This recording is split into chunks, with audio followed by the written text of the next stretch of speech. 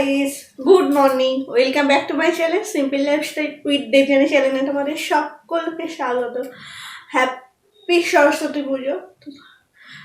তোমরা প্রচুর প্রচুর প্রচুর এনজয় করো। ছোটোবেলার কথা পড়ে যাচ্ছে, কারণ ছোটোবেলায় সকালবেলা ঘুম থেকে উঠে শাড়ি পরে, ওই বছরে একটা দিন শাড়ি পরতেই হবে। ছোটোবেলাতেই প্রত্যেক বছর শাড়ি পরতাম, পুজোর জোগাড় করা এই করা সবই। তো আজকেও একদম শাড়ি স্নান করে শাড়ি পরে পুজো করে একদম রেডি হয়ে গেছি। এখন যাব অঞ্জলি দিতে, আর অঞ্জলি দিয়ে এসে তারপর দুপুরবেলা খাওয়া দাওয়া করে আবার বেরোবো। আজ এই 4টে দিন হচ্ছে আমরা শুধু খাবো দাবার ঘুরবো। আমাদের বাড়িতে দিদিরা সব ননদরা চলে আসবে। একজন এসে সঙ্গে দিদি এসে গেছে, একটা দিদি এসে গেছে, ভাগনা ভাগ্নি সবাই চলে আসছে, প্রচুর হইচই হবে। তো তোমরা পুরো ভিডিওটি দেখতে থাকো, আশা করি তোমাদের প্রচুর প্রচুর প্রচুর ভালো লাগবে। আর আজকে আমাদের বাড়িতে স্পেশাল রান্না হচ্ছে কি জানো? সরস্বতী পুজোর স্পেশাল হচ্ছে খিচুড়ি। যেহেতু আজ শনিবার নিরামিষ, তাই গোবিন্দভোগ চালের খিচুড়ি, আর মনে হয় হচ্ছে বাঁধাকপির তরকারি, আলু ভাজা, আর কি হচ্ছে অতটা মনে নেই। তো আমাকে কেমন লাগছে অবশ্যই জানিও তোমরা। এখন এখন সব বোনেরা মিলে ঠাকুরে অঞ্জলিটা দিয়ে আসি, এসে বেরোবো। ঘর ধরে জাস্ট বৌদি এসে ঘরটা মুছে দিয়ে গেছে, আর এই ঘরে এলাম আমি। বিছানা জাস্ট লেপটা গুছিয়েছে, এগুলো একটুখানি গুছিয়ে নিয়ে বেরিয়ে যাবো। তো বেশি বক না করে কাজগুলো করে নিই। আর চলো। তো সরস্বতী পুজোর স্পেশাল লাঞ্চ মেনু একদম রেডি। সেটা হচ্ছে গোবিন্দভোগ চালের খিচুড়ি, আর ওর সাথে আলু ভাজা আর বাঁধাকপির তরকারি। আমি খাবার। চলো এখন খেয়ে নিয়ে তাড়াতাড়ি করে রেডি হয়ে নিই, কারণ আজকে যাবো হরিপালে ঠাকুর দেখতে। আর এখানে বাপি খাচ্ছে। আর ভাতটা খেয়ে এই রেডি হচ্ছি, এখন যাবো হরিপালে ঠাকুর দেখতে। রেডি হয়ে গেছি। আজকে পরেছি, সেটা মায়ের একটা শাড়ি পরেছি সফট ঢাকাই। আর কেমন লাগছে অবশ্যই জানিও আমাকে। চলো হরিপালে ঠাকুর। বড় রেডি হয়ে নিচে গাড়ি বার করছে, আমি এবার নিচে যাই, কারণ তাড়াতাড়ি বাড়ি আসতে হবে। এসে একটা নেমন্তন্ন বাড়ি আছে এখানে, সেখানে যাব। আর আজকে আমাদের পাড়া ঠাকুর, আজকে আমি বেরোবো না, কালকে বেরোবো সন্ধ্যেবেলা। আজকে হরিপালে ঠাকুর দেখবো, আর ওখান থেকে যাব হচ্ছে বাড়ি যাব একবার। বাড়িতে গিয়ে মা বাবার সাথে একটু দেখা করে চলে আসবো।